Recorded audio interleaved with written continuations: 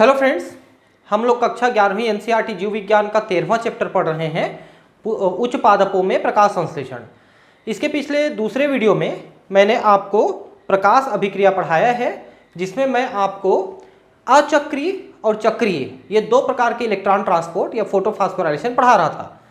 इसका मैंने आपको अचक्रीय वाला पढ़ाया है, जिसमें मैंने आपको बताया है कि एक्चुअली प्रकाश अभिक्रिया जो है वो मुख्यतः अचक्रीय के रूप में चलता है, क्योंकि इसी से NADPH2 बनता है और वो आगे चल के अंधकार की अभिक्रिया यानी डार्क रिएक्शन में यूज होता है CO2 के साथ, और उससे कार्बोहाइड्रेट यानी ग्लूकोज बनता है। तो ये वाला अभिक्रिया मैंने बताया था कि अचक्रीय है, क्योंकि PS2 से जो इलेक्ट्रॉन निकलता है वो इलेक्ट्रॉन PS1 में जाता है और PS1 से निकला हुआ NADPH2 में जाता है, और H2O को ब्रेक करके हम इलेक्ट्रॉन हाइड्रोजन ऑक्सीजन बनाते हैं। ऑक्सीजन हवा में चला जाता है, इलेक्ट्रॉन PS2 में चला जाता है और हाइड्रोजन ये NADPH2 में चला जाता है। तो इसको हम अचक्रीय इलेक्ट्रॉन ट्रांसपोर्ट भी कहते हैं या अचक्रीय फोटोफॉस्फोराइलेशन भी कहते हैं, क्योंकि इसमें एक आपको ATP बनता हुआ दिख रहा है और ATP का बनना फास्फोराइलेशन कहलाता है, और चूंकि ये प्रकाश में हो रहा है इसलिए फोटोफॉस्फोराइलेशन कहलाता है। तो ये सारी चीज़ें मैंने आपको बताया है, और ये भी बताया कि जो NADPH2 है ये आगे चल के डार्क रिएक्शन में यूज़ होता है और वहाँ पर ये CO2 के साथ मिलकर के आपका कार्बोहाइड्रेट बनाता है। और इसमें H2O का जो जल अपघटन है इसको भी मैंने आपको बता दिया था पिछले क्लास में। अब देखिए चक्रीय और अचक्रीय फोटोफॉस्फोराइलेशन, इसमें अचक्रीय तो मैंने आपको बता दिया, अब आपको चक्रीय बताता हूँ।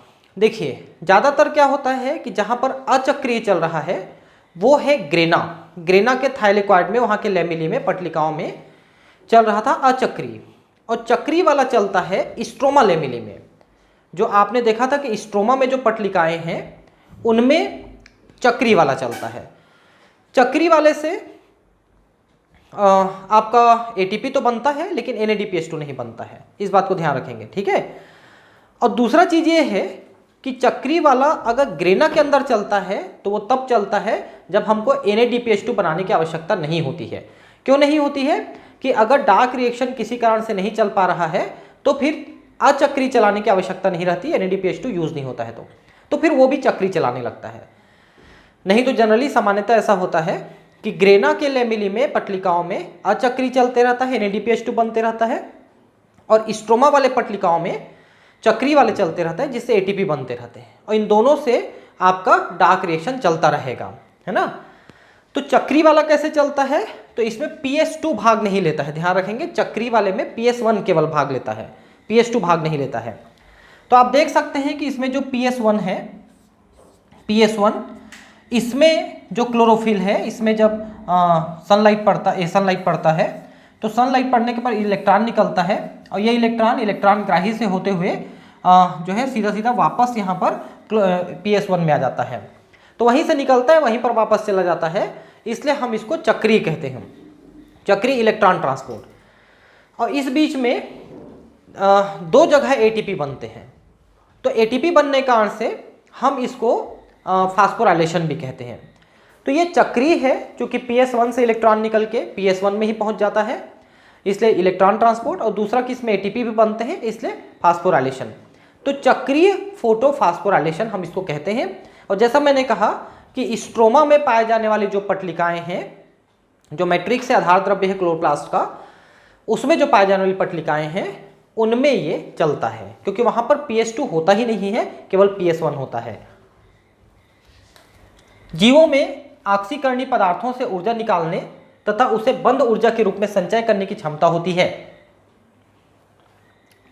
देखिए ये श्वसन की बात कर रहे हैं, या कुछ ऐसी जगह पे जहां पर ऊर्जा मुक्त होती है।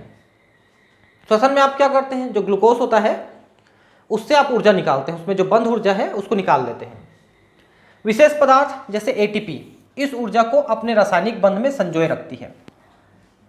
तो कहीं पर भी अगर ऊर्जा निकल रही है, श्वसन में तो ऊर्जा निकलती ही है, यहां पर जो इलेक्ट्रॉन्स में ऊर्जा होता है, जो यहां पर चक्रीय आपने देखा, इनमें कहां से ऊर्जा आती है, तो इनमें इलेक्ट्रॉन से ऊर्जा आती है। और इलेक्ट्रॉन में ऊर्जा कहां से आती है, तो वो सनलाइट से आती है, प्रकाश से आती है। तो प्रकाश से इलेक्ट्रॉन में आती है, फिर इलेक्ट्रॉन की ऊर्जा ATP में जाती है और ATP में संग्रहित हो जाती है। कोशिकाओं द्वारा माइटोकॉन्ड्रिया तथा क्लोरोप्लास्ट में एटीपी के संश्लेषण की प्रक्रिया को फास्फोराइलेशन कहते हैं। तो कहीं पर भी अगर एटीपी बन रहा है तो उस प्रक्रिया को अपन फास्फोराइलेशन कहेंगे। ठीक है। फोटोफास्फोराइलेशन वह प्रक्रिया है जिसमें प्रकाश की उपस्थिति में एडीपी तथा इनऑर्गेनिक फॉस्फेट से एटीपी का संश्लेषण होता है। 3 प्रकार के होते हैं फास्फोराइलेशन। एक होता है फोटोफास्फोराइलेशन, प्रकाश संश्लेषण में होता है। दूसरा होता है ऑक्सीडेटिव फोटोफास्फोराइलेशन जो श्वसन में होता है। और तीसरा होता है सबस्ट्रेट लेवल फास्फोराइलेशन, वो भी आपको ग्लाइकोलिसिस में और क्रेब्स साइकिल में 2 जगह देखने को मिलेंगे। ठीक है। तो मैंने ग्लाइकोलिसिस, क्रेब्स साइकिल वगैरह के अलग से वीडियो बनाए हुए हैं, आप वहां जाके पढ़ लेंगे कि कहां कहां पर ये एटीपी बन रहे हैं। ग्लाइकोलिसिस और क्रेब्स साइकिल में वो एटीपी जीटीपी जो है वो सबस्ट्रेट लेवल फास्फोराइलेशन है। तो 3 प्रकार का हुआ, फोटो फास्फोराइलेशन, ऑक्सीडेटिव फास्फोराइलेशन और तीसरा सबस्ट्रेट लेवल फास्फोराइलेशन। ठीक है। जब 2 फोटो सिस्टम क्रमिक कार्य करते हैं जिसमें PS2 पहले और PS1 दूसरे क्रम में कार्य करे तो इस प्रक्रिया को अचक्रीय फोटोफास्फोराइलेशन कहते हैं, जिसके बारे में मैं आपको ठीक से बताया हूं पिछले वीडियो में, दूसरे वीडियो में। ये दोनों फोटो सिस्टम एक इलेक्ट्रॉन परिवहन श्रृंखला से जुड़े होते हैं, जैसे कि पहले जेड स्कीम में देख चुके हैं। एटीपी तथा NADPH2 दोनों ही इस प्रकार के इलेक्ट्रॉन प्रवाह द्वारा संश्लेषित होते हैं। ठीक है। तो आपने देखा है कि अचक्रीय वाले में आपका ऑक्सीजन भी बन रहा है, NADPH2 भी बन रहा है, जबकि चक्रीय वाले में केवल एटीपी बन रहा है, बाकी दोनों चीजें वहां पर नहीं बन रही हैं। जब केवल PS1 क्रियाशील होता है तब इलेक्ट्रॉन फोटो सिस्टम में ही घूमता रहता है और फास्फोराइलेशन इलेक्ट्रॉन चक्रीय प्रवाह के कारण होता है, जैसा अभी हमने पिछले चित्र में देखा। तो ये चक्रीय है जिसमें PS1 भाग लेता है, PS2 भाग नहीं लेता, और PS1 से निकला हुआ इलेक्ट्रॉन उसी में घूम फिर के वापस आ जाता है। इस बीच में कई इलेक्ट्रॉन ग्राही उसको ग्रहण करते हैं, जिसमें आयरन सल्फर कंपाउंड है, फेरिडॉक्सिन है, प्लास्टोहाइड्रोक्विनोन है, साइटोक्रोम F है, प्लास्टोसाइनिन है, ऐसे कई इलेक्ट्रॉन कैरियर वहां पर यूज होते हैं। आपको मैंने अलग से व्हाइट बोर्ड में इस प्रक्रिया को बताया है, तो अगर आप मेरे फोटोसिंथेसिस वाले चैप्टर में जाके इसको पढ़ लें तो आपको ज़्यादा समझ में आएगा। ठीक है। वहां पर मैंने डिटेल बताया है दोनों को। यह प्रवाह संभवतः स्ट्रोमा लैमिनी यानी स्ट्रोमा की पटलिकाओं में होती है, जैसा मैंने आपको बताया। ग्रेना की झिल्ली अथवा लैमिली में PS1 और PS2 दोनों ही होते हैं, जबकि स्ट्रोमा लैमिली झिल्लियों में PS2 एवं NADPH रिडक्टेज एंजाइम नहीं होते हैं, क्योंकि NADPH2 बनाने के लिए इस एंजाइम की आवश्यकता होती है, NADPH रिडक्टेज एंजाइम, तभी NADPH2 बनेगा। और साथ में PS2 चाहिए, और ये दोनों चीजें यानी कि PS2 और ये एंजाइम दोनों वहां पर नहीं होते हैं स्ट्रोमा लैमेली में। उत्तेजित इलेक्ट्रॉन NADP में पारित नहीं होता, जबकि वापस PS1 कॉम्प्लेक्स में इलेक्ट्रॉन प्रवाह श्रृंखला द्वारा चक्रित होता रहता है। ये मैंने आपको बताया कि जैसे आपने अचक्रीय में देखा था कि इलेक्ट्रॉन एक जगह से दूसरे जगह और दूसरे जगह से NADPH2 में जाता है, चक्रीय वाले में ऐसा नहीं होता, इलेक्ट्रॉन PS1 से निकलता है और PS1 में ही वापस आता है। अतः चक्रीय प्रवाह में केवल ATP का संश्लेषण होता है, न कि NADPH2 का। NADPH2 क्योंकि एक HA है एक HA है तो NADPH2 हो जाता है। चक्रीय फोटोफास्फोराइलेशन तभी होता है जब उत्तेजना के लिए प्रकाश का तरंग दैर्ध्य 680 नैनोमीटर से अधिक हो। ठीक है। क्योंकि आपने देखा कि यहाँ पर केवल PS1 यूज हो रहा है, और PS1 जो है P700 कहलाता है, और P700 का मतलब है वो 680 से 700 नैनोमीटर तक के प्रकाश की तरंग दैर्ध्य को अवशोषित कर सकता है। तो उतना का तरंग दैर्ध्य उपलब्ध रहेगा तभी चक्रीय वाला चल सकता है, अन्यथा वो भी नहीं चलेगा। ठीक है। अब है केमियोस्मोटिक हाइपोथेसिस यानी रसोपरासरणी परिकल्पना। इस परिकल्पना में हम ये देखेंगे कि एक्चुअली एटीपी कैसे बनता है। जो एटीपी हमने कई जगह बनते हुए देखा वो कैसे बनता है। तो एक्चुअली जो एटीपी बनता है इलेक्ट्रॉन हाइड्रोजन के प्रवाह से बनता है, उसको हम यहाँ पर समझने की कोशिश करेंगे। केमियोस्मोटिक थ्योरी या रसोपरासरणी परिकल्पना। आइए अब हम यह समझने का प्रयत्न करें कि क्लोरोप्लास्ट में एटीपी कैसे संश्लेषित होता है। देखिए इसी परिकल्पना को हम लोग श्वसन में भी पढ़ते हैं। ठीक है। और श्वसन में ये कार्य माइटोकॉन्ड्रिया में होता है। जो कार्य यहाँ पर क्लोरोप्लास्ट में हो रहा है वो काम वहाँ पर माइटोकॉन्ड्रिया में होता है। इस प्रक्रम का वर्णन रसोपरासरणी परिकल्पना द्वारा कर सकते हैं। श्वसन की भांति ही प्रकाश संश्लेषण में भी एटीपी का संश्लेषण एक झिल्लिका के आर पर प्रोटॉन प्रवणता के कारण होता है। तो इसमें हम ये पढ़ेंगे कि प्रोटॉन का मतलब होता है हाइड्रोजन आयन H+। H+ जो है झिल्ली के एक तरफ ज़्यादा हो जाता है तो वो झिल्ली के दूसरे तरफ जाता है, तो उसकी गति के कारण से वहाँ पर ATP बन जाता है। इसको मैं अभी समझाऊंगा आपको कैसे बनता है। आप अभी इतना समझिए कि झिल्ली के एक तरफ ज़्यादा प्रोटॉन हो गए यानी हाइड्रोजन आयन, और वो एक तेज गति के साथ, एक फोर्स के साथ आगे बढ़ता है और झिल्ली के दूसरे तरफ जाता है, तो इस बीच में वो ATP का निर्माण कर देता है। कैसे करता है हम अभी बात करेंगे।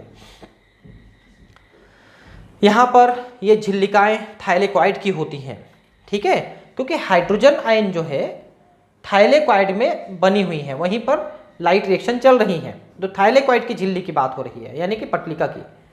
यहाँ पर एक अंतर यह है कि प्रोटॉन झिल्लिका के अंदर की ओर अर्थात अवकोशिका ल्यूमेन में संचित होता है। श्वसन में प्रोटॉन माइटोकॉन्ड्रिया की अंतरा कोशिकी झिल्ली में संचित होती है जब इलेक्ट्रॉन ETS से गुजरते हैं। अध्याय 14 में हम इसको पढ़ेंगे, आगे पढ़ेंगे। अभी अध्याय 13 चल रहा है जिसमें प्रकाश संश्लेषण पढ़ रहे हैं। अध्याय 14 में अगले में हम श्वसन पढ़ेंगे, तो उसमें भी मैं आपको इस चीज़ को बताऊंगा कि वहाँ पर कैसे माइटोकॉन्ड्रिया की दोनों झिल्लियों के बीच में हाइड्रोजन आयन ज़्यादा हो जाते हैं, तो वो झिल्ली अंदर वाली झिल्ली से होते हुए अंदर की तरफ जाते हैं, वहाँ पर ATP बनते हैं। यहाँ पर यही प्रक्रिया जो है थाइलेकॉइड की झिल्लियों में होता है और वहाँ से हाइड्रोजन आयन गुजरते हैं। आइए यह समझें कि किन कारणों से प्रोटॉन प्रवणता झिल्लिका के आर पार होती है। प्रवणता का मतलब मैंने बार बार बताया है आपको। प्रवणता का मतलब है जब सांद्रता में अंतर हो जाता है, एक तरफ ज़्यादा हो जाता है एक तरफ कम हो जाता है, तो उसे सांद्रता प्रवणता कहते हैं। जैसे हाइड्रोजन आयन झिल्ली के एक तरफ ज़्यादा हो जाएगा और दूसरी तरफ कम हो जाएगा, तो उसे हम सांद्रता प्रवणता कहेंगे, ठीक है। हमें पुनः उन प्रक्रियाओं पर ध्यान देना होगा जो इलेक्ट्रॉन की सक्रियता और उनके परिवहन के समय संपन्न होता है, ताकि उन चरणों को सुनिश्चित किया जा सके जिनके कारण से प्रोटॉन प्रवणता का विकास होता है। तो आगे हम इसको इस पिक्चर में हम इसको समझेंगे। अभी फिलहाल हम एक बार इसको पढ़ लेते हैं क्या लिखा है, फिर मैं आगे उसको बताता हूँ आपको, ठीक है। चूंकि जल के अणु का विघटन झिल्ली के अंदर की तरफ होता है, अतः जल के विघटन से उत्पन्न हाइड्रोजन आयन अथवा प्रोटॉन थाइलेकॉइड अवकोशिका ल्यूमेन में संचित होता है। जैसे कि ये थाइलेकॉइड है, पटलिका है, इसके अंदर हाइड्रोजन आयन ज़्यादा हो गए, ठीक है। जैसे ही इलेक्ट्रॉन्स फोटो सिस्टम के माध्यम से गति करते हैं, प्रोटॉन झिल्लिका के पार चला जाता है। ऐसा इसलिए होता है क्योंकि इलेक्ट्रॉन का प्राथमिक ग्राही जो कि झिल्लिका के बाहर की ओर स्थित होता है, यह अपने इलेक्ट्रॉन को एक इलेक्ट्रॉन वाहक को स्थानांतरित नहीं करता बल्कि एक हाइड्रोजन वाहक को करता है। अतः इलेक्ट्रॉन प्रवाह के समय यह अणु स्ट्रोमा से एक प्रोटॉन को ले लेता है। जब यह अणु अपने इलेक्ट्रॉन को झिल्लिका के भीतर की ओर स्थित इलेक्ट्रॉन वाहक को देता है, तब प्रोटॉन के अंदर की ओर अथवा झिल्ली के अवकाशिका की ओर मुक्त होता है, ठीक है। अभी बता रहा हूँ इसको क्या लिखा है। NADP रिडक्टेज एंजाइम झिल्लिका के स्ट्रोमा की ओर होता है। PS1 के इलेक्ट्रॉन ग्राही से आने वाले इलेक्ट्रॉन के साथ साथ प्रोटॉन NADP को NADPH2 में अपचयित करने के लिए आवश्यक होता है, या प्रोटॉन स्ट्रोमा पेटिका से ही आते हैं, ठीक है। तो अब यहाँ पर यह चीज़ है कि NADPH2 के लिए हाइड्रोजन कहाँ से आता है, तो जो हम जल का अपघटन किए हैं वहाँ से हाइड्रोजन आता है। इस चीज़ को मैं आपको बता चुका हूँ। अब देखिए, ये आपका एक पटलिका है। जो पटलिका हमने अभी देखा है क्लोरोप्लास्ट के अंदर जो पटलिकाएं होती हैं उसकी संरचना है। ये उसकी झिल्ली है, ये पटलिका की झिल्ली है और इसके अंदर का ल्यूमेन है, ठीक है। इसी के अंदर आपका प्रकाश अभिक्रिया चल रहा है, ठीक है। तो यहाँ पर देखिए ये जो लिखा है PS2, ध्यान देंगे ये PS2 है, यहाँ पर है PS1, ठीक है। और ये क्लोरोफिल है, और क्लोरोफिल मैंने आपको बताया है कि वो जो लैमिली हैं, पटलिकाएं हैं, उनके अंदर होते हैं। अब चूंकि इसमें PS1 और PS2 दोनों हैं, इसका मतलब है ग्रेना में पाए जाने वाली पटलिकाएं हैं, स्ट्रोमा की पटलिकाएं नहीं हैं फिलहाल जो दिखा रहा है, ठीक है। अब देखिए यहां पर आप देखिए कि PS2 में प्रकाश पड़ रहा है, ठीक है, और इससे यहां पर H2O का हमने विघटन किया, हाफ O2 बनाया, हाइड्रोजन बनाया और इलेक्ट्रॉन बनाया। ये यहां पर इलेक्ट्रॉन है, ध्यान रखेंगे, इलेक्ट्रॉन बनाया। तो इलेक्ट्रॉन को हमने PS2 को दे दिया और PS2 का इलेक्ट्रॉन आगे बढ़ा और कई प्रकार के कैरियर से होते हुए मैंने आपको बताया है कैरियर का नाम, प्लास्टोक्विनोन, प्लास्टोहाइड्रोक्विनोन, साइटोक्रोमेफ, प्लास्टोसाइनिन, ऐसे कई इलेक्ट्रॉन कैरियर हैं। तो मैं आपको ये बता रहा था कि H2O का इलेक्ट्रॉन तो PS2 को गया और PS2 का इलेक्ट्रॉन PS1 में जाता है। देखिए PS1 में जाता है। तो कैसे कैसे करके घूमा, तो मैंने आपको बताया कि पहले तो आप समझिए क्विनोन ए, क्विनोन बी, है ना, ये सब चीजें, तो यही वहां पर लिखा है। देखिए प्लास्टोहाइड्रोक्विनोन, है ना, यहां से इलेक्ट्रॉन होते हुए साइटोक्रोम F से होते हुए प्लास्टोसाइनिन से होते हुए ये PS1 में गया। ठीक है, ये एक्चुअली एनसीईआरटी में जो अचक्री वाला लिखा है, अचक्री वाला डायग्राम जो पिछले वीडियो में मैंने बताया था, उसको बताते समय मैंने इनका नाम लिया था कि इन कैरियर्स के द्वारा वो जाता है। ठीक है, और कैसे जाता है अगर देखना है तो आप मेरे पुराने वीडियोस को जो व्हाइट बोर्ड में बनाया है फोटोसिंथेसिस वाले चैप्टर में जाके देख लेना और डिटेल बता देंगे, है ना। तो फिर से बता रहा हूं कि PS2 का electron plastohydroquinone, quinone A, quinone B, cytochrome F, plastocyanin से होते हुए PS1 में गया। ठीक है, और PS1 का इलेक्ट्रॉन जो है इधर निकल के फेरिडॉक्सिन से होते हुए ये NADPH2 को जाएगा, NADPH2 को, और इसको हाइड्रोजन जो है ये वाला हाइड्रोजन एनी हाउ घूम फिर के मिलेगा। ठीक है, अब देखिए कि यहां पर जो ल्यूमेन में भी हाइड्रोजन होता है वो हाइड्रोजन, देखिए यहां प्लास्टोहाइड्रोक्विनोन जो है अपना हाइड्रोजन देता है जो ल्यूमेन में आता है, इसका हाइड्रोजन है ये भी ल्यूमेन में आता है, और यहां पर एक पार्टिकल होता है। ठीक है, इस पार्टिकल के दो भाग होते हैं, एक होता है CF0 और एक होता है CF1, दो हिस्सा होता है। ये CF0 वाला हिस्सा है, या CF1 वाला हिस्सा है। तो ये क्या चीज है, ये स्टॉक्स हैं, मतलब पार्टिकल्स हैं, स्टॉक्ड पार्टिकल्स हैं, स्टॉक्ड पार्टिकल्स, ऑक्सीसोम है ये। ठीक है, तो इसके दो पार्ट हैं, इसका बेस है CF0 और इसका हेड है CF1। यहां से होते हुए इलेक्ट्रॉन ये हाइड्रोजन जो है बहुत फोर्स के साथ बाहर आते हैं। बाहर कहां पर आएंगे, ये क्लोरोप्लास्ट में बाहर आएंगे, क्योंकि ये क्लोरोप्लास्ट है, इसमें ये पटलिका है और ये स्ट्रोमा है। ठीक है, तो ये पटलिका है, इसके अंदर से हाइड्रोजन बाहर आ रहा है, तो ये स्ट्रोमा में आएगा अंदर से, ये अंदर से ऐसे बाहर आ रहा है, क्लोरोप्लास्ट के स्ट्रोमा में आ रहा है। ठीक है, तो अवकाशिका में हाइड्रोजन आयन ज्यादा हो गए, यानी कि ल्यूमेन में, पटलिका के ल्यूमेन में हाइड्रोजन आयन ज्यादा हो गए, और वो इस पार्टिकल के द्वारा बाहर आ रहा है, और बाहर आते समय ये अपनी ताकत के द्वारा, चूंकि फोर्स के साथ आ रहा है, यहां पर एक एंजाइम होता है ATP सिंथेटेज एंजाइम, इसको ये एक्टिवेट कर देता है। CF1 के अंदर रहता है ये। CF1 क्या है, ये एक ऑक्सीसोम जैसा पार्टिकल है जिसके दो हिस्से हैं, CF0, CF1। और CF1 के अंदर ATP सिंथेटेज एंजाइम होता है। तो जब हाइड्रोजन आयन एक फोर्स के साथ बाहर आता है तो ATP सिंथेटेज एंजाइम को एक्टिवेट कर देता है, और ये ADP और फास्फेट को मिला के ATP बनाता है। तो ध्यान रखेंगे केमी ऑस्मोटिक थ्योरी, रसोपरासरण थ्योरी जो है वो एक ही बात कहता है, चाहे आप माइटोकॉन्ड्रिया में श्वसन के समय करें या प्रकाश संश्लेषण के समय आप क्लोरोप्लास्ट में करें, वहां पर ATP का संश्लेषण हाइड्रोजन आयन के पास होने से होता है, हाइड्रोजन आयन से गुजरता है, पास होता है, उसके कारण से वो ATP सिंथेटेज एंजाइम को एक्टिवेट कर देता है और वो ADP और फास्फेट को मिला के ATP बनाता है। ठीक है, तो इस तरह से ये हाइड्रोजन आयन जो है बाहर आ गया। ठीक है, और यही हाइड्रोजन आयन जाकर के यहां पर NADPH2 बनाता है, क्योंकि NADPH2 बनता है इस लैमिली के बाहर, अंदर नहीं बनता, क्योंकि उसका उपयोग भी बाहर ही होना है, क्योंकि क्लोरोप्लास्ट है, इसमें लैमिली है, तो NADPH2 जब बनेगा तो उसका प्रयोग जो है हम करेंगे इसमें स्ट्रोमा में, डार्क रिएक्शन में। तो NADP, NADPH2 ये सब चीजें स्ट्रोमा में ही रहते हैं, और हाइड्रोजन इलेक्ट्रॉन उनको इनके द्वारा, इस प्रक्रिया के द्वारा दिए जाते हैं, यही हाइड्रोजन वहां पर यूज होगा। तो फिर से बताना पड़ेगा लग रहा है, तो एक बार फिर से बता देता हूं। PS2 का इलेक्ट्रॉन निकलता है प्लास्टोहाइड्रोक्विनोन, साइटोक्रोम एफ, प्लास्टोसाइनिन से होते हैं PS1 में गया। H2O का इलेक्ट्रॉन PS2 में गया, हाइड्रोजन को हम यहाँ लेंगे, प्लास्टोहाइड्रोक्विनोन का भी हाइड्रोजन को लेंगे, और हाइड्रोजन जब यहाँ से बाहर आएगा तो ATP बनाएगा, और ये बाहर आया हुआ हाइड्रोजन NADP के साथ मिलकर के NADPH2 बनाएगा, क्योंकि इधर से आपको PS1 से भी इलेक्ट्रॉन मिलेगा। ठीक है, तो ये इस तरह से आपका चल रहा है केमी ऑस्मोटिक थ्योरी।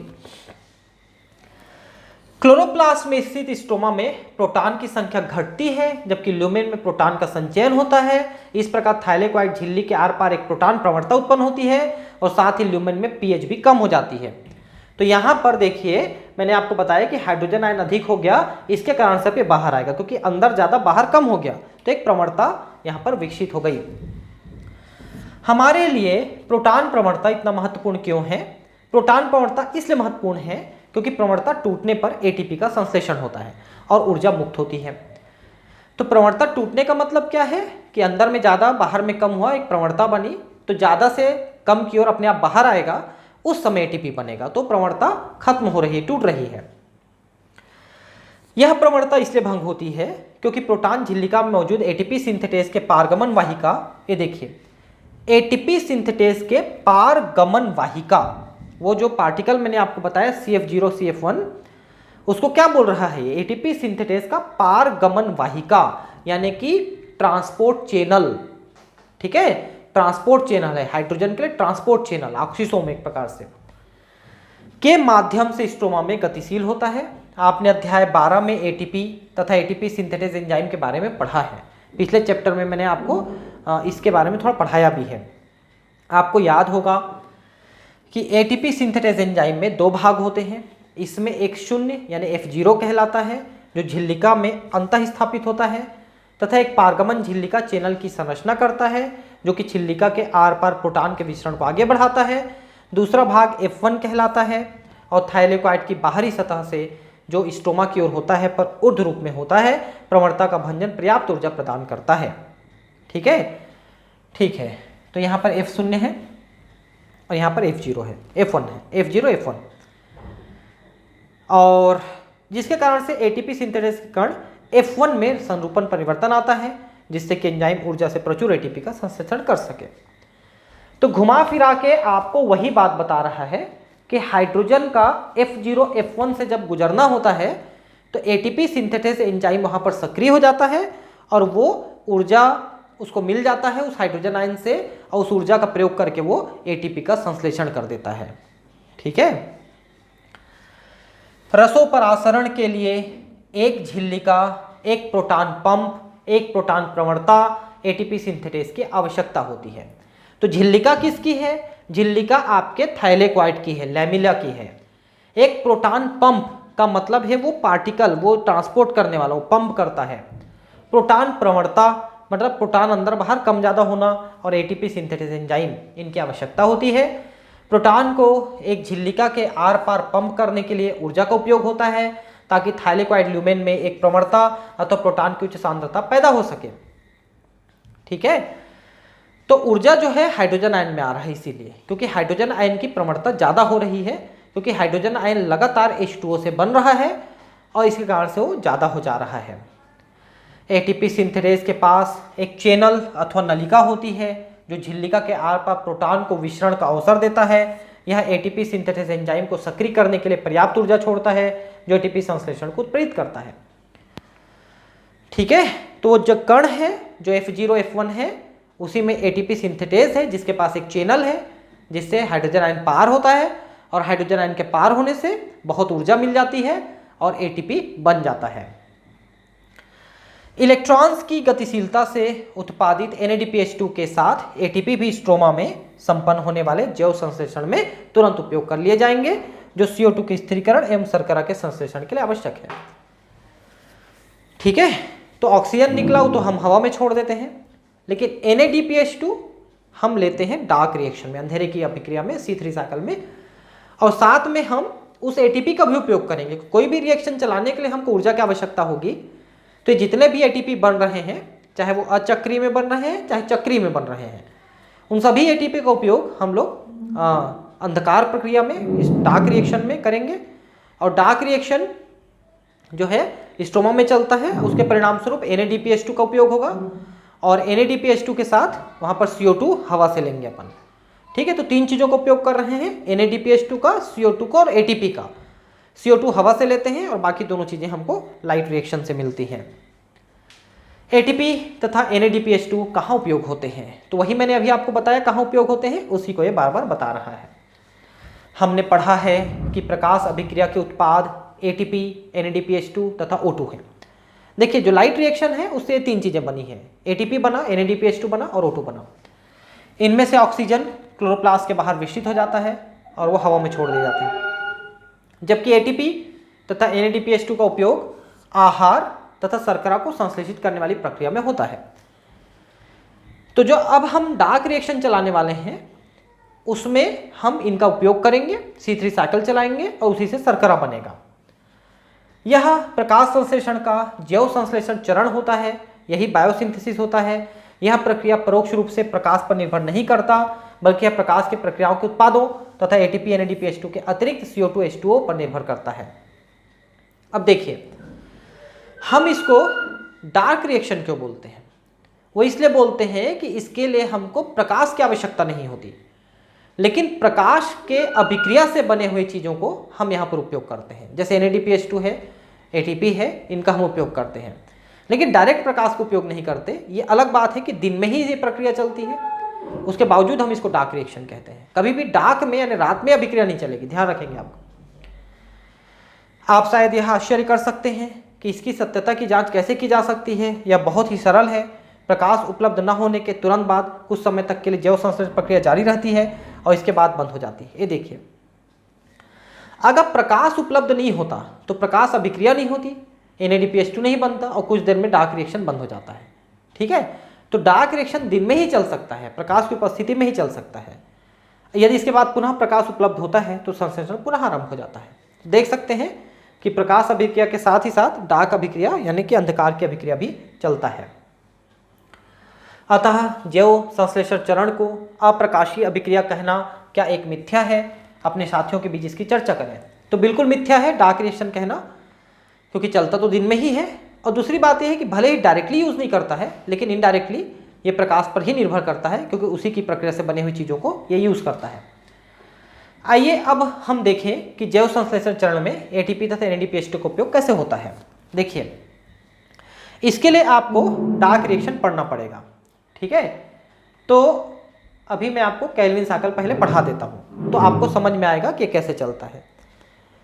तो ये क्लोरोप्लास्ट है और क्लोरोप्लास्ट में आपने देखा कि लेमिनी है, यहां से NADPH2 वगैरह मिल गया, और ये स्ट्रोमा है, यहां पर आपको डार्क रिएक्शन यानी C3 साइकिल चल रहा है, जिसमें हम इन चीजों का उपयोग करेंगे।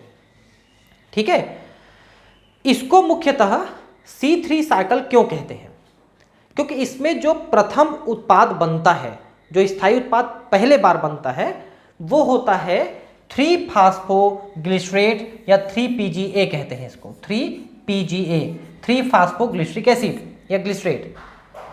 इसमें 3 कार्बन होता है, ये 3 कार्बन वाला अणु होता है, इसलिए हम इसको C3 साइकिल कहते हैं, पहला स्थायी उत्पाद है। ये जो एक चक्र है जो क्लोरोप्लास्ट के स्ट्रोमा में चल रहा है, ये चक्र हम प्रारंभ कर सकते हैं रिबुलोज 1,5 बाइफॉस्फेट नाम के शर्करा से।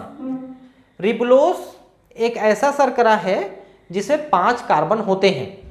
ठीक है, अब इस 5 कार्बन वाले में हम एक कार्बन CO2 का और डाल देते हैं तो हो जाते हैं 6 कार्बन, और 6 कार्बन वाली शर्करा 3-3 कार्बन वाली शर्कराओं में 2 भाग में टूट जाती है, और वो 3 कार्बन वाली शर्करा होती है 3-फास्फोग्लिसरिक एसिड, वो एक एसिड के फॉर्म में बनती है। ठीक है, तो 5 कार्बन वाला रिबुलोज और 1 कार्बन वाला CO2 ये यूज होते हैं तो बनते हैं 3-PGA, इसको हम कार्बोक्सिलेशन कहते हैं। ध्यान रखेंगे, CO2 का अंदर आना कार्बोक्सिलेशन कहलाता है और CO2 का बाहर जाना डीकार्बोक्सिलेशन कहलाता है, और वो श्वसन में होता है। कार्बोक्सिलेशन यहाँ पर प्रकाश संश्लेषण में हो रहा है। एक और चीज समझ लीजिए कि यहाँ पर कार्बोक्सिलेशन करने के लिए एक एंजाइम की जरूरत पड़ती है, उसको हम कहते हैं रूबिस्को। ठीक है, इसका पूरा नाम है रिबुलोज बाइफॉस्फेट कार्बोक्सिलेज, इसका पूरा नाम है रिबुलोज बाईफॉस्फेट कार्बोक्सिलेज, एक ऐसा एंजाइम जो रिबुलोज 1,5 बाईफॉस्फेट में कार्बोक्सिलेशन करता है, यानी CO2 को इसके अंदर डालता है, फिक्स करता है, और 5 और एक 6 कार्बन मिलके 6 कार्बन के 2 टुकड़े हो जाते हैं, 3-3 कार्बन के 2 मॉलिक्यूल बनेंगे और वो बनते हैं 3-फॉस्फोग्लिसरिक एसिड।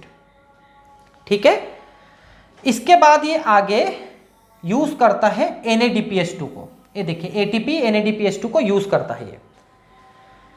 ये दोनों चीजें आपके लाइट रिएक्शन में बने थे। CO2 जो हमने लिया ये तो हम हवा से लेते हैं, वातावरण से लेते हैं, लेकिन जो लाइट रिएक्शन में यूज बना हुआ है NADPH2 ATP, उसको हम यहाँ पर यूज करते हैं। तो हम क्या करते हैं, यहाँ पर 3-फॉस्फोग्लिसरिक एसिड में हम NADPH2 के हाइड्रोजन को लेकर के इसके अंदर डालते हैं, तो यहाँ पर एक चीज बनता है जिसको हम कहते हैं 3-फॉस्फोग्लिसरल्डिहाइड। हम इसको कहते हैं 3-फॉस्फोग्लिसरल्डिहाइड।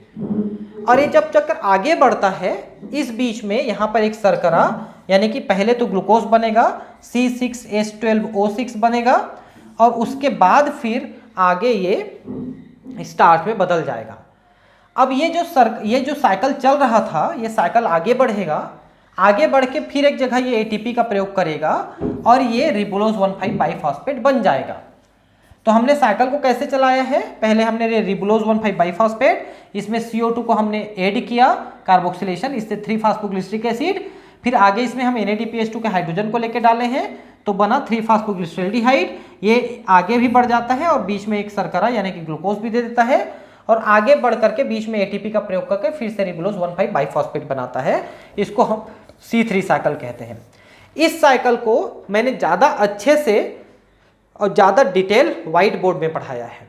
तो प्रकाश संश्लेषण वाले चैप्टर में जाकर के आप लाइट रिएक्शन, डार्क रिएक्शन के अलग अलग टॉपिक बने हुए हैं, अलग अलग वीडियो, आप उनको एक बार देख लेना, तो आपको डार्क रिएक्शन, लाइट रिएक्शन बहुत अच्छे से और ठीक से समझ में आएगा। ठीक है, तो इस तरह से हम यहाँ पर एक काम तो कर रहे हैं कार्बोक्सिलेशन, जिसमें रुबिस्को एंजाइम यूज होता है। दुनिया में जो सबसे ज़्यादा मात्रा में पाए जाने वाला प्रोटीन है वो इसी एंजाइम के रूप में होता है, रुबिस्को। ठीक है, रुबिस्को एक एंजाइम है और एंजाइम प्रोटीन के बने होते हैं। रुबिस्को का मतलब है रिबुलोज बाईफॉस्फेट कार्बोक्सिलेज, जो कि रिबुलोज बाईफॉस्फेट में कार्बोक्सिलेशन करता है और CO2 को ऐड करता है। ये C3 साइकिल में यूज होने वाला एंजाइम है। वैसे C4 साइकिल भी हम देखेंगे तो वहाँ पर PEP कार्बोक्सिलेज रहता है, यहाँ पर RUBP कार्बोक्सिलेज है, जिसको रुबिस्को कहते हैं। ठीक है, तो अब हम ये देखते हैं कि ये जो अभी हम थोड़ी देर पहले पढ़ रहे थे, है ना, कि कहाँ पर क्या संपन्न होता है, कैसे होता है, इस चीज को हम यहाँ पर पढ़ेंगे। ठीक है, कि उपयोग कैसे होता है। तो ATP NADPH2 का उपयोग कैसे होता है ये हम यहाँ पर पढ़ने वाले हैं। हम पहले देख चुके हैं कि H2O के साथ CO2 के मिलने से CH2O n टाइम्स यानी कि शर्करा उत्पादित होता है। अगर CO2 और H2O को मिला देते हो तो आपका C6H12O6 यानी शर्करा बनेगा। यह वैज्ञानिकों की रुचि थी कि उन्होंने यह खोजा कि यह प्रक्रिया कैसे संपन्न होती है, अथवा यह जाना कि CO2 के प्रतिक्रिया में आने से अथवा यौगिकीकृत होने से कौन सा पहला उत्पाद बनता है। तो ये जो शर्करा है ये तो इसका अंतिम उत्पाद है। पहला, दूसरा, तीसरा उत्पाद कौन कौन से हैं, तो पहला उत्पाद हमने देखा 3-फॉस्फोग्लिसरिक एसिड है, 3PGA, और वो 3 कार्बन से बना हुआ अणु है, इसलिए हम इस साइकिल को C3 साइकिल कहते हैं। द्वितीय विश्व युद्ध के ठीक बाद लाभदायी उपयोग हेतु रेडियो आइसोटोपिक का उपयोग किया गया। इस उपयोग में मेल्विन केल्विन का कार्य सराहनीय था। C3 साइकिल को केल्विन साइकिल भी कहते हैं। इन्होंने कार्बन के रेडियो एक्टिव समस्थानिक आइसोटोप आप जानते हैं, जैसे कार्बन है तो कार्बन की परमाणु क्रमांक 6 है और परमाणु द्रव्यमान 12 है, लेकिन ऐसा ही एक कार्बन होता है जिसका परमाणु द्रव्यमान 14 होता है। ये दोनों समस्थानिक है। तो जो 14 नंबर वाला कार्बन है वो रेडियो एक्टिव होता है। अगर हम उसको कहीं पर भेजते हैं तो उसकी उपस्थिति कहाँ कहाँ पर है, किस किस कंपाउंड में है, इसको पहचानना बहुत आसान होता है, क्योंकि जो रेडियो एक्टिव होते हैं वो अल्फा बीटा गामा कण निकालते रहते हैं और फोटोग्राफिक फिल्म लेकर के हम उसको प्रभावित करके उसके द्वारा हमें जान पाते हैं कि इस कंपाउंड में वो चीज़ है। तो मेल्विन केल्विन ने क्या किया था कि इन्होंने एक शैवाल लिया था, उस शैवाल को CO2 दिया प्रकाश संश्लेषण के लिए। उस CO2 में जो कार्बन था वो ये 14 नंबर वाले कार्बन को यूज किया था उसने CO2 में। इस CO2 के कार्बन को 14 नंबर वाले को यूज किया था, ठीक है। और उससे उन्होंने पूरे साइकिल की पहचान की थी कि ये CO2 इस साइकिल में कहाँ कहाँ जा रहा है, किस किस कंपाउंड में जा रहा है। अभी मैंने 3-4 कंपाउंड का नाम तो इसी में बताया, और कौन कौन से ज़्यादा कंपाउंड के बारे में आप जानना चाहते हो तो मैंने कहा कि मेरे आप उस वीडियो को देखेंगे तो आपको C3 साइकिल ज़्यादा डिटेल में समझ में आएगा, ठीक है। उन्होंने शैवाल में कौन सा शैवाल लिया था? इन्होंने लिया था क्लोरेला। क्लोरेला जो है एक कोशिकी हरा शैवाल है जो जल में पाया जाता है, शुद्ध जल में, स्वच्छ जल में पाया जाता है, समुद्री जल में भी पाया जाता है। उस शैवाल को लेकर के इन्होंने उसमें प्रकाश संश्लेषण की प्रक्रिया कराई थी और उसके CO2 को उन्होंने रेडियो एक्टिव कार्बन वाला दिया था। शैवाल में रेडियो एक्टिव कार्बन 14 का उपयोग प्रकाश संश्लेषण अध्ययन में किया, जिससे पता लगा कि CO2 यौगिकीकरण यानी फिक्सेशन का पहला उत्पाद एक 3 कार्बन वाला कार्बनिक अम्ल था जिसको हम 3PGA कह रहे थे। इसके साथ ही उन्होंने संपूर्ण जैव संश्लेषण पथ की खोज भी की थी, इसे केल्विन चक्र या C3 चक्र कहते हैं। इससे पहले उत्पाद का नाम 3-फास्फोग्लिसरिक अम्ल अथवा संक्षेप में 3PGA है, इसको 3PGA कहते हैं। इसमें कितने कार्बन परमाणु होते हैं? तो इसमें 3 कार्बन परमाणु हैं और इसीलिए इसको C3 साइकिल भी कहते हैं। वैसे जब C4 साइकिल पढ़ेंगे तो वहाँ पर एक 4 कार्बन वाला पढ़ेंगे ऑक्सैलोएसिटिक एसिड, इसलिए उसको C4 साइकिल कहते हैं। यहाँ पर C3 साइकिल है जिसमें 3PGA जो बनता है वो 3 कार्बन वाला एक परमाणु है, अणु है, 3 परमाणु वाले कार्बन परमाणु वाले। वैज्ञानिकों ने जानने का यह भी प्रयत्न किया कि क्या सभी पौधे CO2 यौगिकीकरण के बाद पहला उत्पाद 3PGA ही बनाते हैं या फिर अन्य पौधों में कोई अन्य उत्पाद भी हैं। तो मैं आपको बता दूं कि पौधे मुख्यतः 2 प्रकार के हैं। C3 पौधे जिनमें केवल C3 चक्र चलता है और पहला उत्पाद तो 3PGA ही बनता है। ज़्यादातर पौधे हमारे साइड में यही पाए जाते हैं। दूसरे पौधे हैं C4 पौधे, जैसे कि मक्का है, गन्ना है ना, अमेरेंथस है, काइरेंथस है ना, ये सब C4 चक्र चलाने वाले पौधे हैं। लेकिन मैं आपको बता दूं कि जिन पौधों में C4 चक्र चलता है वो पौधों में C3 चक्र भी चलता है, और असल में तो ग्लूकोज जो है C3 चक्र से ही बनता है, मतलब उनमें दोनों चक्र चलता है। तो अगर उनमें C4 चक्र चल रहा है तो पहले वही चक्र चलता है और उसमें प्रारंभिक उत्पाद जो है एक 4 कार्बन वाला C4 साइकिल चलता है, उसमें 4 कार्बन वाला बनता है जिसको हम कहते हैं ऑक्सैलोएसिटिक एसिड। तो उनमें C4 साइकिल पहले चलता है, ऑक्सैलोएसिटिक एसिड बनता है और वो 4 कार्बन वाला कंपाउंड होता है। इसको जरा ध्यान रखेंगे। बहुत सारे पौधों में व्यापक शोध किए गए जहां पर CO2 के यौगिकीकरण का पहला स्थायी उत्पाद पुनः एक कार्बनिक अम्ल था जिसमें कार्बन के 4 परमाणु थे। यह अम्ल ऑक्सैलोएसिटिक अम्ल अथवा OAA था। तब से प्रकाश संश्लेषण के दौरान CO2 के स्वांगीकरण को 2 मुख्य विधियों से बताया गया। जिन पौधों में CO2 यौगिकीकरण का पहला उत्पाद C3 अम्ल यानी 3PGA था उन्हें C3 पथ, और जिनका पहला उत्पाद C4 अम्ल यानी ऑक्सैलोएसिटिक एसिड था उसे C4 पथ कहते हैं। इन दोनों समूह के पौधों में कुछ अन्य अभिलक्षण भी होते हैं जिनकी चर्चा हम बाद में करेंगे।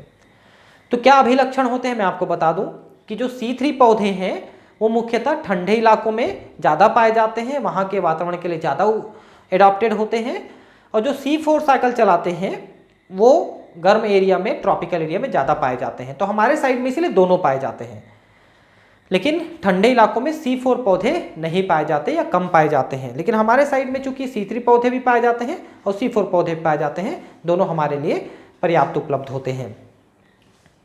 ठीक है, CO2 के प्राथमिक ग्राही।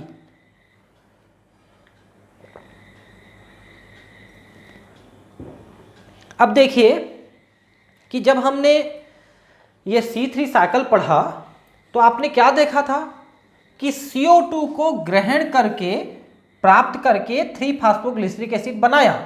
तो किसने ग्रहण किया? इसने ग्रहण किया, रिबुलोज 1,5 बाइफॉस्फेट ने ग्रहण किया। तो प्रश्न ये है कि C3 साइकिल का पहला स्थायी उत्पाद क्या है? तो पहला स्थायी उत्पाद तो 3-फास्फोग्लिसरिक एसिड है जो 3 कार्बन वाला है। लेकिन अगर दूसरा क्वेश्चन ये है कि C3 चक्र में CO2 का प्राथमिक ग्राही कौन है और कितने कार्बन वाला है, तो CO2 का प्राथमिक ग्राही ये है रिबुलोज 1,5 बाइफॉस्फेट और ये 5 कार्बन वाला है। तो C3 चक्र में CO2 ग्रहण करने वाला 5 कार्बन वाला है, जबकि C4 चक्र में वो 3 कार्बन वाला है। उसको भी हम देखेंगे। अभी हम C3 साइकिल पढ़ रहे हैं। C3 साइकिल में CO2 को ग्रहण करने वाला प्राथमिक पदार्थ है 5 कार्बन वाला और बनने वाला प्राथमिक पदार्थ है 3 कार्बन वाला, जबकि C4 चक्र में CO2 को ग्रहण करने वाला प्राथमिक पदार्थ होता है 3 कार्बन वाला और ग्रहण करने के बाद बनने वाला 4 कार्बन वाला। यहां पर ग्रहण करने से पहले 5 कार्बन, ग्रहण करने के बाद 3 कार्बन, वहां पर ग्रहण करने से पहले 3 कार्बन, ग्रहण करने के बाद 4 कार्बन। यह ध्यान रखना है आपको, ठीक है। आइए अब हम अपने आप से एक प्रश्न पूछें जिसे कि उन वैज्ञानिकों द्वारा पूछा गया था जो अप्रकाशीय अभिक्रिया को समझने के लिए संघर्ष कर रहे थे। उस अणु में कितने कार्बन परमाणु हैं जो CO2 को ग्रहण करने के बाद 3 कार्बन यौगिक वाले यानी 3PGA बनाते हैं। तो ऐसा कौन सा पदार्थ है जो CO2 को ग्रहण कर रहा है और उसमें कितने कार्बन हैं? तो मैंने बताया कि वो पदार्थ है रिबुलोज 1,5 बाइफॉस्फेट यानी रिबुलोज, जो कि 5 कार्बन वाला है। और 5 कार्बन और 1 कार्बन मिलके 6 कार्बन हुए और अब ये 3 कार्बन वाले 2 अणु में टूटते हैं, इसलिए 3 कार्बन वाले बनते हैं। 5 कार्बन वाला यूज होता है, 3 कार्बन वाला बनता है। अध्ययन से पता लगा कि ग्राही अणु एक 5 कार्बन वाला कीटोस शुगर शर्करा है। यह रिबुलोज 1,5 बाइफॉस्फेट है, इसमें 5 कार्बन है। क्या आप में से किसी ने इस संभावना के बारे में सोचा था? परेशान मत होइए, वैज्ञानिकों को भी इसे जानने में बहुत समय लगा और किसी निष्कर्ष पर पहुंचने से पहले बहुत सारे प्रयोग किए गए थे। क्यों बहुत समय लगा? क्योंकि बनने वाला पदार्थ 3PGA था जिसमें 3 कार्बन है और CO2 1 कार्बन वाला इसके अंदर गया है, तो लेने वाला 2 कार्बन वाला होगा, ऐसा सोच के वो एक्सपेरिमेंट कर रहे थे। लेने वाला 2, फिर एक CO2 का कार्बन मिलेगा तो 3 बनेगा, ऐसा सोच के उन्होंने एक्सपेरिमेंट किया था। उन्होंने ये नहीं सोचा था कि लेने वाला 5 कार्बन हो सकता है, 1 कार्बन और लेके 6 कार्बन बना और 6 कार्बन टूट करके 3 कार्बन के 2 बन सकते हैं, ऐसा नहीं सोचा था। उन्होंने सोचा कि 2 कार्बन पहले से होगा, 1 कार्बन CO2 का मिला तो टोटल हो गए 3 कार्बन, ऐसा सोचा था उन्होंने कि ऐसा हो सकता है। लेकिन ऐसा नहीं था, बल्कि ऐसा था कि 5 कार्बन और 1 कार्बन मिलकर 6 कार्बन बने और 6 कार्बन 3 कार्बन के 2 भाग में टूटे। इसलिए इस चीज को जानने में ज्यादा समय लगा, C3 साइकिल को जानने में ज्यादा समय इसलिए लगा, ठीक है। उन्हें यह भी यकीन था कि चूंकि पहला उत्पाद 3 कार्बन वाला अम्ल था अतः प्राथमिक ग्राही 2 कार्बन वाला कंपाउंड होगा, यौगिक होगा। उन्होंने पहले 2 कार्बन कंपाउंड को पहचानने के लिए कई वर्ष तक प्रयत्न किए, अतः उन्होंने 5 कार्बन वाले RUBP की खोज करने में सफलता प्राप्त की। तो बहुत समय उन्होंने लगा दिया कि ऐसा कौन सा पदार्थ है जो 2 कार्बन वाला हो सकता है, लेकिन उनको वो चीज़ नहीं मिला। तब उन्होंने दूसरी चीज़ की खोज शुरू की, तब उनको पता चला कि नहीं यार 2 कार्बन के पीछे हम लोग वेस्ट कर रहे हैं टाइम, वो 2 कार्बन नहीं था, वो 5 कार्बन वाला था, ऐसा इनको बाद में पता चला। केल्विन चक्र मैंने अभी आपको पढ़ा दिया। केल्विन चक्र, एक बार इसको टेक्स्ट को पढ़ लेते हैं। केल्विन यानी मेल्विन केल्विन 1953 के आसपास इन्होंने काम किया था। उनके सहकर्मियों ने संपूर्ण पथ का पता लगाया। इसमें कार्बन में CO2 वाले कार्बन में इन्होंने 14 नंबर वाले कार्बन का प्रयोग किया था जो रेडियो एक्टिव है, और बताया कि यह पथ एक चक्रीय प्रक्रम में संचालित होता है जिसमें RUBP पुनः उत्पादित होता है। ये रिबुलोज 1,5 बाइफॉस्फेट जो है एक बार यूज हो जाता है, बाद में पुनः बन जाता है, इस बीच में एक शर्करा भी बनता है। आइए अब यह देखें कि केल्विन पथ कैसे संचालित होता है और शर्करा कहाँ पर संश्लेषित होती है। आइए शुरू में ही हम स्पष्ट रूप से समझ लें कि केल्विन चक्र उन सभी पौधों में होता है जो प्रकाश संश्लेषण करते हैं। इससे कोई फर्क नहीं पड़ता चाहे यह पथ C3 या C4 हो, मैंने पहले ही बताया आपको। C3 पादपों में केवल C3 चक्र चलता है, जबकि C4 पादपों में C4 और C3 दोनों चलता है, क्योंकि अंततः C3 चक्र के द्वारा ही शर्करा बनेगा। तो फिर C4 चक्र का क्या महत्व है? तो C4 चक्र का महत्व है कि वो एटमॉस्फेयर से CO2 को ग्रहण करके C3 साइकिल को देता है। मतलब क्या? हवा से खींचेगा CO2 को लेगा C4 साइकिल, फिर उस CO2 को C3 साइकिल को देता है और वो चक्र चलाता है। इससे C3 चक्र चलने में आसानी होता है क्योंकि उसको अब सिर्फ चक्र चलाना है, हवा से CO2 लेने का टेंशन खत्म हो गया, उसको कोई दूसरा करके दे रहा है और जो दूसरा करेगा वो बहुत शक्तिशाली है, वो खींच खींच करके आपको दे देगा, तो आपको आसान हो जाएगा। ठीक है काम। इसलिए C4 चक्र उसका एक सहायक चक्र है जो C3 चक्र को ये CO2 सप्लाई करने में मदद करता है, नहीं तो ये डायरेक्ट लेता हवा से, लेकिन अगर C4 साइकिल है तो C4 साइकिल से लेता है ये। केल्विन चक्र को आसानी से समझने के लिए इनको 3 चरणों में कार्बोक्सिलेशन, रिडक्शन तथा रीजनरेशन में वर्णित करते हैं, तो इसको मैं आपको बता देता हूं तीनों चक्र को। पहले यहां पर CO2 का यूज होना कार्बोक्सिलेशन कहलाता है।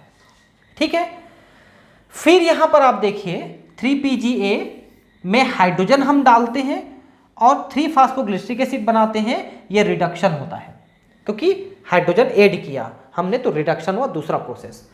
फिर यहां पर रिबुलोज 1,5 बाइफॉस्फेट दोबारा बन जाता है, यह रीजनरेशन हुआ, पुनरुद्भवन। तो 3 प्रक्रिया है, पहले कार्बोक्सिलेशन में CO2 लेते हैं, फिर रिडक्शन में हम हाइड्रोजन लेते हैं NADPH2 से, फिर रीजनरेशन में हम RUBP को फिर से बनाते हैं। तो 3 प्रक्रिया में हम इसको कर रहे हैं, कार्बोक्सिलेशन, रिडक्शन और रीजनरेशन में। तो पहला है कार्बोक्सिलेशन। CO2 के यौगिकीकरण से एक स्थिर कार्बनिक मध्यस्थ बनता है। तो मध्यस्थ कौन सा बना? 3PGA वो बना, वो मध्यस्थ है लेकिन स्थायी पदार्थ है कुछ समय के लिए। केल्विन चक्र में कार्बोक्सिलीकरण एक अत्यधिक RUBP के कार्बोक्सिलीकरण के लिए CO2 का उपयोग किया जाता है।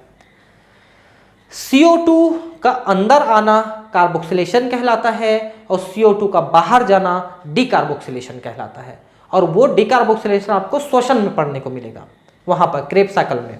ठीक है, जबकि CO2 का उपयोग आपको प्रकाश संश्लेषण में पढ़ने को मिल रहा है, वो भी C3 साइकिल में या डार्क रिएक्शन में। यह प्रतिक्रिया एंजाइम RUBP कार्बोक्सिलेज के द्वारा उत्प्रेरित होती है। RUBP कार्बोक्सिलेज, RUBP कार्बोक्सिलेज इसको बोलते हैं। ठीक है, इसी को रूबिस्को भी कहते हैं, जैसा मैंने अभी कुछ देर पहले आपको इसका नाम बताया था, रूबिस्को। रूबिस्को के द्वारा ये काम किया जाता है। दुनिया में जो सबसे ज़्यादा मात्रा में पाया जाने वाला प्रोटीन है वो रूबिस्को एंजाइम के रूप में है, लेकिन जंतुओं में केवल अगर आप कहोगे तो जंतुओं में कोलेजन फाइबर, कोलेजन तंतु सबसे ज़्यादा प्रोटीन है, लेकिन पौधों में और जंतुओं में दोनों में मिला के सबसे ज़्यादा ये एंजाइम है।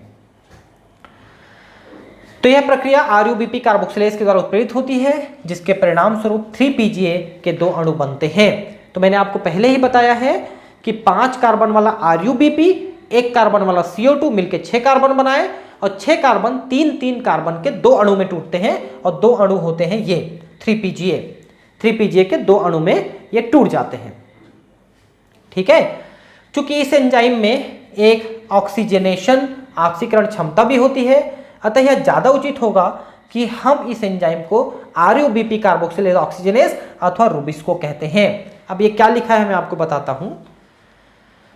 C3 पौधों में कभी कभी एक हानिकारक प्रक्रिया भी चलती है, उसको हम कहते हैं प्रकाश श्वसन। श्वसन, प्रकाश संश्लेषण, ये दोनों चीजें आपने पढ़ा, लेकिन प्रकाश श्वसन नहीं पढ़ पाए हो आप। तो प्रकाश श्वसन क्या चीज है? ये प्रकाश की उपस्थिति में चलने वाला श्वसन जैसी एक प्रक्रिया है जो पौधे के लिए हानिकारक होती है, और वहां पर ये ऑक्सीजन का प्रयोग होने लगता है CO2 की जगह। ठीक है, तो उस समय भी यही एंजाइम काम करता है, इसलिए इसको हम RUBP कार्बोक्सिलेज ऑक्सीजनेज या रूबिस्को कहते हैं। तो पहला काम हुआ कार्बोक्सिलेशन का। दूसरा काम है रिडक्शन का, जिसमें हम 3PGA में हाइड्रोजन डालेंगे और 3-फास्फोग्लिसरल्डिहाइड बनाएंगे। तो हाइड्रोजन का ऐड होना, हाइड्रोजन का यूज होना कहलाता है रिडक्शन। तो 3PGA का रिडक्शन यानी अपचयन होता है। यह प्रतिक्रियाओं की एक श्रृंखला है जिसमें ग्लूकोज बनता है। ठीक है, इस चरण में ग्लूकोज भी बनेगा ना, आप देख सकते हैं। देखिए कहाँ गया, 1 मिनट, ये देखिए कि यहां पर 3-फास्फोग्लिसरिक एसिड में हमने हाइड्रोजन डाल के इसका अपचयन किया और ये आगे बढ़ा, इस बीच में ग्लूकोज भी बनता है, शर्करा भी बनता है, वही बता रहा है ये। इस चरण में प्रत्येक CO2 अणु के स्थिरीकरण हेतु ATP के 2 अणुओं का उपयोग फास्फोराइलेशन के लिए तथा NADPH2 के 2 अणुओं का उपयोग अपचयन हेतु किया जाता है। तो यहाँ पर ATP भी खर्च होते हैं और NADPH2 भी खर्च होते हैं। ठीक है, पथ से ग्लूकोज के एक अणु को बनाने के लिए CO2 के 6 अणुओं के यौगिकीकरण तथा चक्रणों की आवश्यकता होती है। अब मैं आपको बता दूं कि एक्चुअली एक ग्लूकोज बनाने के लिए C3 के 6 चक्र चलते हैं। ये जो आप चक्र देख रहे हैं इसमें आप देखिए कि एक CO2 यूज हो रहा है, एक RUBP हो रहा है, लेकिन इससे ग्लूकोज पूरा नहीं बन पाता। ग्लूकोज में 6 कार्बन होते हैं और 6 कार्बन के लिए इस साइकिल को 6 चक्र में चलाना पड़ता है। एक चक्र में एक कार्बन वाला अणु बनेगा, तो 6 चक्र चलाने पर एक ग्लूकोज बनता है। तो 6 RUBP लगेंगे और 6 CO2 लगेंगे, तो 12 3-फॉस्फोग्लिसरॉल्डिहाइड बनेंगे, ग्लिसरिक एसिड बनेंगे, मतलब टोटल 6 चक्र चलेंगे, तब एक ग्लूकोज का अणु बनता है। और इस दौरान ध्यान रखेंगे कि टोटल 18 ATP खर्च होते हैं टोटल में, क्योंकि 12 ATP तो इस स्टेप में खर्च होते हैं, यहां पर 12 ATP खर्च होंगे और 6 ATP यहां पर खर्च होते हैं, तो ऐसा करके 18 ATP खर्च होते हैं। RUBP का पुनः बन जाना रीजनरेशन या पुनरुद्भवन कहलाता है। यदि चक्र को बिना बाधा के जारी रहना है तो CO2 ग्राही अणु RUBP का पुनरुद्भवन यानी पुनः बनना बहुत आवश्यक होता है। पुनरुद्भवन के चरण में RUBP गठन हेतु फास्फोराइलेशन के लिए 1 ATP की आवश्यकता होती है। तो देखिए, पहले ही हम 2 ATP का प्रयोग कर चुके हैं, 1 ATP का प्रयोग और यहां पर करेंगे तो 3 ATP हो गया एक चक्र में, और टोटल 6 चक्र हम चलाते हैं तो हो गया 18 ATP। तो C3 चक्र के 6 चक्र में जिससे एक ग्लूकोज बनता है उसमें टोटल 18 ATP खर्च होते हैं और एक चक्र में 3 ATP खर्च होते हैं। तो इसको जरा ध्यान से सुनेंगे, एक चक्र में 3, 6 चक्र में 18 और 6 चक्र के द्वारा ही एक ग्लूकोज। ये चीज़ों को आप थोड़ा सा ध्यान रखेंगे, क्योंकि ये जो मैं पढ़ा रहा हूँ आपको न केवल 11th-12th के लिए बल्कि PMT नीट के लिए पढ़ा रहा हूँ मैं, तो आप थोड़ा ध्यान रखेंगे इस चीज़ को। ठीक है, इसलिए केल्विन चक्र में CO2 के प्रत्येक अणु को प्रवेश के लिए ATP के 3 अणु तथा NADPH2 के 2 अणुओं की आवश्यकता होती है। अप्रकाश अभिक्रिया में उपयोग होने वाले ATP और NADPH2 की संख्या में अंतर ही चक्रीय फास्फोराइलेशन को संपन्न कराने का कारण है। ठीक है, तो यहां पर चूंकि ATP का एक अणु ज्यादा खर्च हो रहा है NADPH2 की तुलना में, जबकि अचक्री में 2 NADH2 और 2 ATP बने थे, एक ATP कम पड़ रहा है हमारे पास। उसी एक ATP की पूर्ति के लिए हम अचक्री के साथ साथ चक्री भी चलाते हैं ताकि ATP की अतिरिक्त पूर्ति हो सके। ग्लूकोज के एक अणु की रचना के लिए इस चक्र के 6 चक्रों की आवश्यकता होती है। यह पता करें कि केल्विन पथ के माध्यम से ग्लूकोज के एक अणु की रचना के लिए कितने ATP तथा NADPH2 के अणुओं की आवश्यकता होती है। तो सीधा सा बात है, एक चक्र में 3 ATP तो 6 चक्र में 18 ATP, एक चक्र में 2 NADPH2 तो 6 चक्र में 12 NADPH2 की आवश्यकता होगी। 6 चक्र चल रहे हैं। आपको यह बात शायद समझने में मदद करेगा कि केल्विन चक्र में क्या अंदर जाता है और क्या बाहर आता है। तो आपको सब चीज़ें तो मैं बता दिया, तो आपको समझने में दिक्कत नहीं होना चाहिए। तो आप देख सकते हैं अंदर क्या क्या गया, 6 CO2, 18 ATP, 12 NADPH2 और एक ग्लूकोज मिला, ATP से ADP हो गया और NADPH2 से NADP हो गया। तो इस तरह से ये चीज़ें आपको मिली हैं और आपका C3 चक्र भी यहाँ पर पूर्ण हो जाता है। ठीक है दोस्तों, मिलते हैं अगले क्लास में। C4 साइकिल हम पढ़ेंगे और इसको आगे बढ़ाएंगे। मिलते हैं अगले क्लास में। Thank you, bye.